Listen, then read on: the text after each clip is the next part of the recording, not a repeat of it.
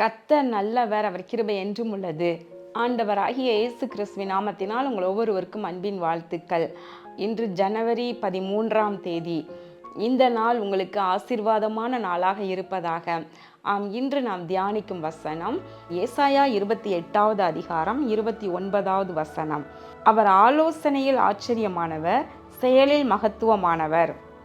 இங்கு சேனைகளின் கர்த்தரை குறித்து எழுதியிருக்கிறது. சேனைகளின் கர்த்தர் ஆலோசனையில் ஆச்சரியமானவர், செயலில் மகத்துவம் உள்ள தேவனாக இருக்கின்றார்.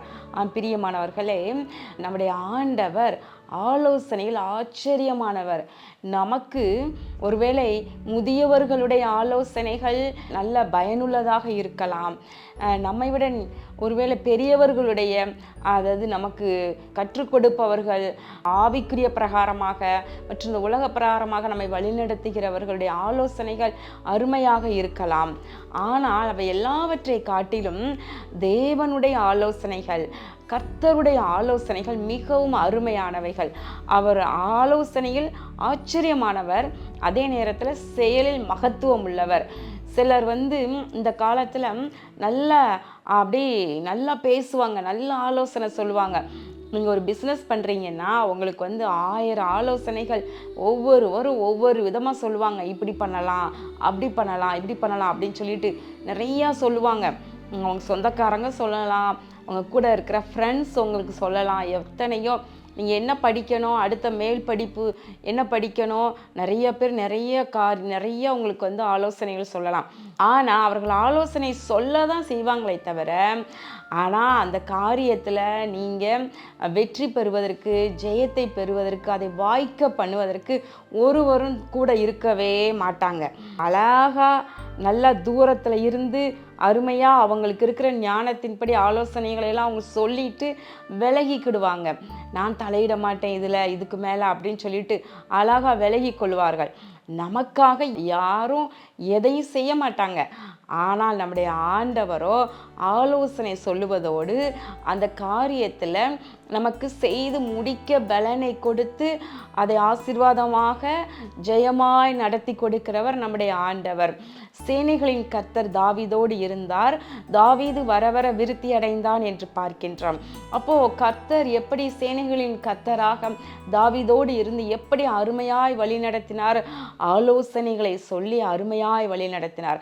சங்கீதம் 139 தாவீது சொல்லுகின்றார், உமது ஆலோசனைகள் எனக்கு எத்தனை அருமையானவைகள், அவைகளின் தொகை எவ்வளவு அதிகம், நான் என்ன போனால் மணலை பார்க்கலாம் அதிகமாம் என்று சொல்லிட்டார். அப்படின்னா என்ன அர்த்தம்னா, தாவீதுக்கு கர்த்தருடைய ஆலோசனைகள் திரளாய் வெளிப்பட்டு கொண்டே இருந்திருக்கன.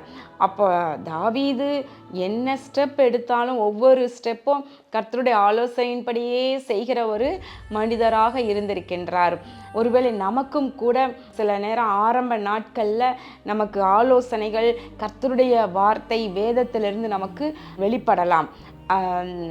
தெளிவாக அவருடைய வார்த்தையின் மூலம் கர்த்தர் நம்மோடு பேசுவார். அப்புறம் ஆவியில் வளர வளர பரிசுத்த ஆவியானவரை முழுமையாய் பெற்றுக்கொண்டு பரிசுத்த ஆவியானவரோடு கூட நடக்கிற அனுபவம் வந்த உடனே ஆவியானவருடைய ஆலோசனை, கர்த்தரே ஆவியானவர், அப்போ கர்த்தருடைய ஆலோசனைகள் அப்படி வெளிப்பட துவங்குகின்றது. தாவீதின் வாழ்க்கையில் ஒரு 2 காரியத்தை நம்ம பார்க்கலாம். 2 சாமுவேல் 5வது அதிகாரத்தில் ரெண்டுமே இந்த கடைசி பகுதியில் எழுதியிருக்குது. பெலிஸ்தர் ஒரு முறை தாவீதுக்கு விரோதமாக வந்த பொழுது கர்த்தரிடத்தில், நான் அவர்களை எதிர்த்து போகலாமா, அவர்களை ஒப்பு கொடுப்பீரா என்று கேட்ட உடனே கர்த்தருடைய ஆலோசனை, நீ போ, அவர்களை உனக்கு ஒப்பு கொடுப்பேன் என்று சொன்னார். அப்படியே கர்த்தர் செய்கின்றார். பாருங்களேன், தண்ணீர்கள் உடைந்து ஓடுகிறது போல கர்த்தரின் சத்துருக்களை எனக்கு முன்பாக உடைத்து ஓட பண்ணினார் என்று சொல்லி தாவீது சொல்லுகின்றார்.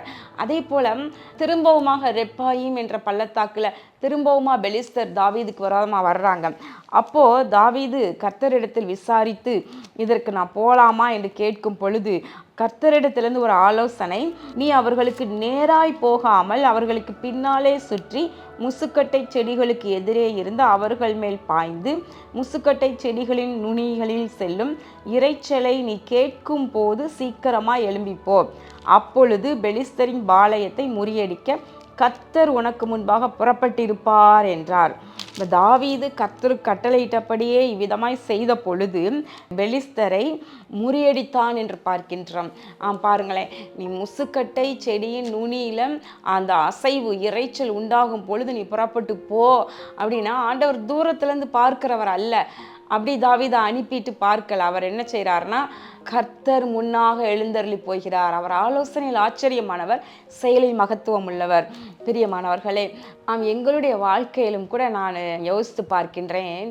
எங்களுக்கு திருமணமானது முதல் இப்போ வரைக்கும் நான் யோசித்து பார்க்குறேன். குடும்பத்திலும் சரி, ஊழியத்திலும் சரி, ஒவ்வொரு காரியத்திலும் நாங்கள் எந்த ஒரு முக்கிய நிகழ்வானாலும் அல்லது எந்த ஒரு சிறிய பெரிய காரியமானாலும் நாங்கள் ஒன்று செய்வோம். நான் என் கணவரும் ஆண்டவர் பாதத்தில் போய் உட்கார்ந்துருவோம். நாங்கள் அது நேரமே கணக்கே கிடையாது. 1 மணி நேரமோ 2 மணி நேரமோ 3 மணி நேரமோ மணி கணக்கே கிடையாது. அவ்வளோ நேரம் ஆண்டவர் சமூகத்தில் உட்கார்ந்துருவோம். கர்த்தருடைய வார்த்தை வெளிப்படணும். பரிசுத்த ஆவியானவர் எங்களோடு பேசுவார். என் கணவர் மூலமாக ஏராளமான முறை பரிசுத்த ஆவியானவர் அவரே பேசுவார். எங்களுக்கு ஆலோசனைகளை சொல்லுவார். இதை இப்படி செய்யுங்கள் என்று சொல்வார். நாங்கள் மற்றவர்களிடம் நாங்கள் எதற்கும் போய் ஆலோசனைகளை கேட்டு அதன்படி செய்வது அல்லது எங்களுடைய விருப்பத்தின்படி எதையும் செய்வது என்பது எங்களிடத்தில் கிடையவே கிடையாது. கர்த்தருடைய ஆலோசனை என்னவோ அதை அப்படியே செய்வோம். அவர் சொல்லுகின்ற ஆலோசனையை அப்படியே அவர் ஜெயமாக அந்த காரியத்தில் அதை நடத்தியும் கொடுப்பார்.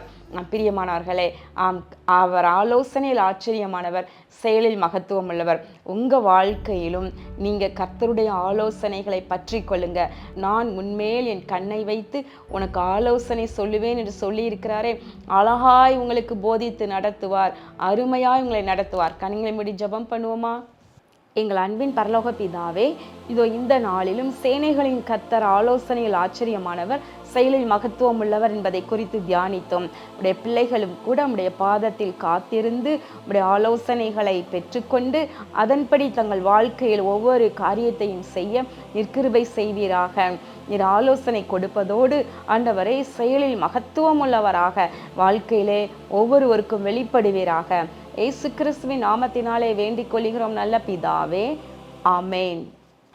கர்த்தருடைய ஆலோசனை எப்படி ஆகிலும் உங்களுக்கு வெளிப்படும். கர்த்தர் உங்களை ஆசீர்வதிப்பாராக. ஆமேன்.